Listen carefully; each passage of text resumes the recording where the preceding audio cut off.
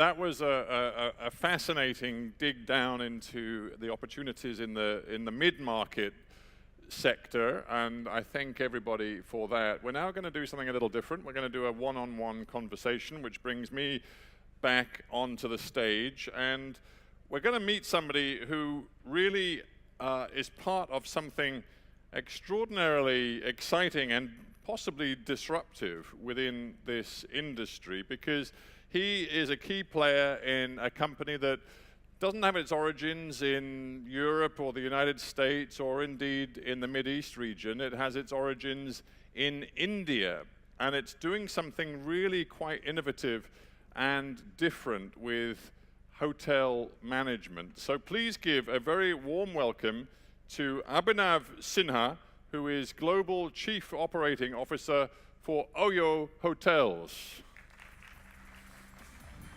Abhinav, welcome. Do take a seat. Thank you. I've been doing a little bit of reading about OYO, and it is a really fascinating company, from its beginnings to its massive expansion and its plans for the future. But I am imagining quite a few people here will not know so much about the OYO story, so I think we need to start at the beginning. Just explain the origins of the company, the concept behind it, and how it has developed. Absolutely. Let me start by first thanking everyone for having me here. It's an absolute privilege. OYO is a 5.5-year-old company. We started in India late 2013. And over the last 6 years, under 6 years, we now have more than 500,000 rooms, which are either franchised or leased as part of the OYO family. We are present in more than 10 countries across the globe, across more than 500 cities. Where are you biggest? Which countries are your core? China is the #1 market for OYO today. India continues to be our core market. That's where we started, but China has now outdone India. We are very excited about that. So China is almost 1.8 times the size of our core India market. Wow. Now. So how many rooms in China? Because we're going to have another session about the Chinese market, actually attracting visitors into this region from China. But China itself as a market for hotel management, just tell me how many rooms you have and how many you're going to get to, do you think? We have, as we speak, about 320,000 rooms in China. Wow. We are adding more than 40,000 a month. Oh. In China, and it goes back to the point of how our business model is technology enabled, which allows us to move at this pace and really go after the economy and mid-economy segment. So that's what we are doing in China. And going back to a little bit more about OYO, we really, the mission of the company is to create quality living spaces and fundamentally improve the equilibrium between location, quality, and price. So we really believe through our efforts, through our ability to upgrade the infrastructure, through our ability to use technology to improve the fulfillment in the economy and mid-economy segment, we end up improving the balance between these three key parameters for the customers, which are price, quality, and location. But are you primarily, in your mindset, a technology company, a sort of Airbnb-style company? Yeah. We started off as a technology company, so we are very proud to have a DNA of a technology company like Airbnb. Over the last 6 years, what we have built is a company which sits at the intersection of technology, real estate, and hospitality. So now we understand these two other large industries also very well. So we are a classic, so to say, a large offline to online company today. Right. So let's go through each of them. In terms of the beginnings, the technology, you're all of you founders of it are tech-savvy people. What did you see that technology could give you when you moved into the hotel and hospitality sector? The most fascinating insight for us was the following. If you look at the overall hotel inventory globally, 90% plus of this inventory is tied up in assets which are 100 rooms or smaller in size. Right. A lot of innovation keeps happening in the assets which are 200, 250 rooms or larger in size. Absolutely, because a lot of this conference is about the big hotels. The big hotels. Whether they're mid-market or luxury end, they're big on the whole. And you're much more interested in the small operations. In the small hotels. Now, why the small, years and years, why were the small hotels, the small assets neglected, and most of the big box retailers, the chains went to the larger assets? It's because the fundamental business model works better in the larger assets. And how do you make that business model work more effectively, even in the smaller assets? That needs disruption using technology at each and every part of the business value chain. So you're appealing to the guy, let's create a case study. You've got a guy who's running a guest house in India. He maybe has 30 rooms. He's maybe not very successful. He's really struggling to build up his customer base. And you come along and you say, we can work with you, and because of our huge online presence, because of our distribution operation, and because of our new understanding of hotel management, we can hook up with you and transform your business. How do you go about doing that? That's true. That's how we go about it. In more detail, it can either be for franchising contract, and we also lease. So about 20% of our assets we lease and operate, which has enabled us to build a lot of this technology through a first principle understanding of how this works. We come in, if you look at the independent hotel owner, they typically are not a hotelier. They are an asset owner, they are an investor, and they are now basically stuck with this asset because no other large retailer would come and work with them, no other brand would come and work with them. They do not know how to do pricing and revenue management. They do not know how to unlock multiple channels for distribution. They do not know how to invest CapEx for higher returns and increasing RevPAR. They do not have the right technology stack across their hotel to deliver great service. They do not know how to do CRM. They do not have access to capital for, even think about repair and maintenance. There is no scientific way for them to go about repair and maintenance. 90% of these assets that we are talking about would basically be doing breakdown maintenance, which basically seems so obvious in this room. It's like a throwback 30 years back, but a large part of the industry that we are a part of still operates in that way. So that is where we come in. We bring in our own integrated capabilities driven by technology end to end, right from starting with what CapEx to invest to upgrade the infrastructure. So you will literally send a team in to renovate the hotel? That's right. We do a detailed audit, which is again enabled by an app. It throws up options for designs based on our templates that exist. The data science team decides which template to go after based on the market, based on the customer profile. It optimizes the capital invested based on the return that I will get through the increase in RevPAR of the hotel. So it's a very scientific, data-driven investment. I know you're a guy who used to work for Boston Consulting, and you love your science and your data and your tech savviness, and I get all of that. But just the way this works on the ground, the most fundamental question of all is, you're saying to this guy, the owner of an asset that isn't really working very well, we can turn your business, or we can turn your asset around. What kind of a chunk, what kind of a cut of potential profits are you demanding? The franchising model works on a share of the top line. So we come in as end-to-end partners where we make their life easy and help them make more money. So if you think about it, Stephen, this is perhaps the most amazing proposition you can make to a small-time businessman. I'll help you make more money, and I'll help you save your time, right? And that is how it starts. And you take a cut of the top line, which typically is north of 25%. North of 25%. That's right. That's pretty substantial. Yeah. And is that, you're in all these different markets now. Interestingly, you're huge in some of the biggest emerging economies in the world, not just China and India, but I notice Indonesia as well. That's a huge market. That's right. So do you have the same sort of deal across all of these different markets, or I'm guessing that India and China might be quite different? You're right, they are very different. In fact, within India, every market is different. Within China, you go to the tier 4 and tier 5 markets, they are very different. So the deals are all customed to the market that you are talking about, the type of asset, the problems that the asset is facing, and at the end of the day, they are tied to the ability to create value in the asset. Right. Now, we had a very interesting talk earlier about franchising, about the importance of consistency of branding across the brand's portfolio, whether it's being managed, franchised, whatever its situation. It needs to be consistent.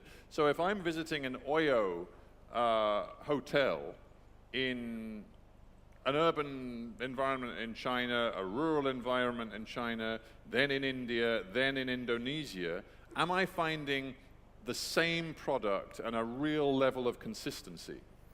Great question. So the way we think about this has two elements to it. One is your entire online experience of coming online, finding the hotel, discovering the hotel, making the booking, and thereafter arriving at the hotel. And then second aspect is your physical experience once you have walked in the door inside the hotel.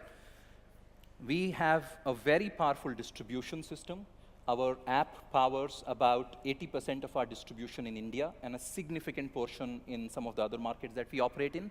So it allows us very, very high levels of consistency in the first part of experience. But yeah, I understood. But are you using other online travel? We do. We do use, of course, as a hotelier, we are everywhere. You're everywhere. But okay, so I can see that's relatively easy to obviously the app can deliver consistency of experience in reservation and booking and information, all that stuff. Correct. But then on the second part, we also have a multi-brand approach. We talk about this multi-brand approach is a two-way structure built on the type of assets. You have the hotels, you have vacation rentals, and then you have our OYO Life brand, which is for the long stays, which is for apartments. And then it is based on the price points. We start off with OYO Hotels, then there is a brand we call Capital O, then there is a brand we call Collection O, and at the top of it we have OYO Townhouse. And basically there are different formats of standardization across all of these. The highest levels of standardization is the Townhouse, where your investment is also the highest. And the standardization elements, we basically use, again, a data-driven methodology to basically figure out how do you drive maximum standardization in the minds of the customer, which leads to maximum repeat, right? And optimize it using capital. So for us, standardization, as you mentioned, is linked to the ability to drive repeat customers. Right.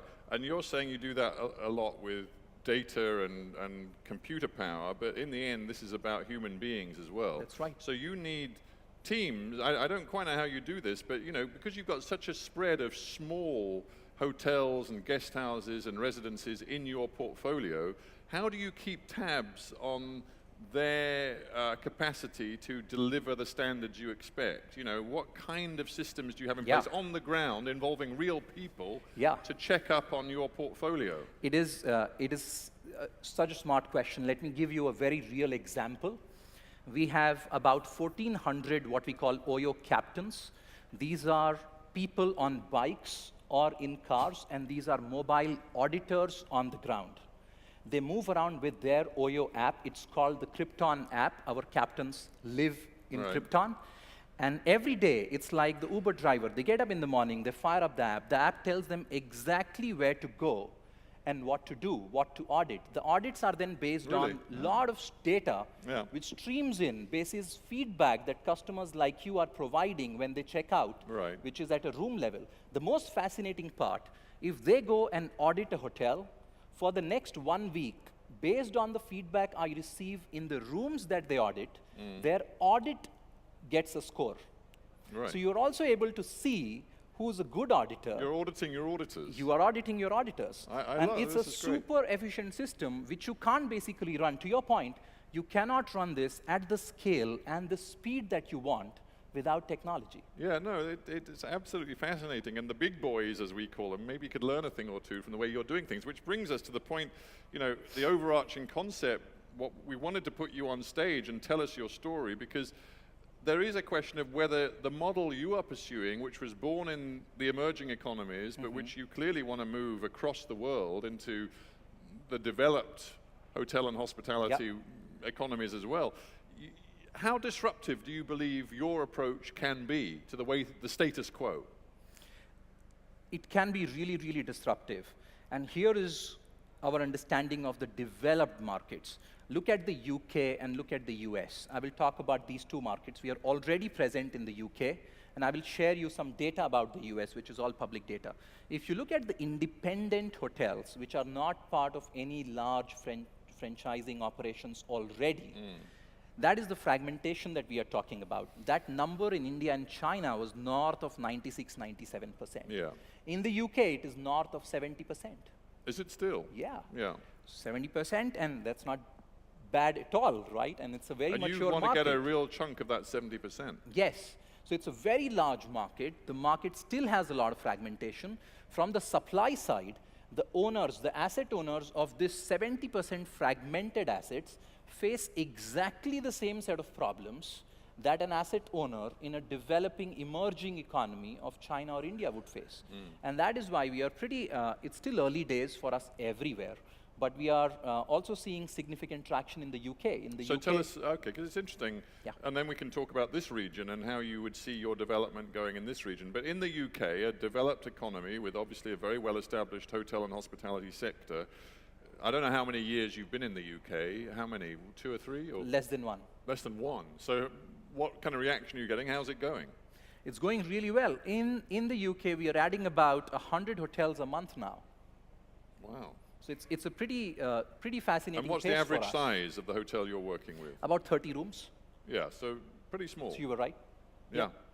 Interesting. Yeah.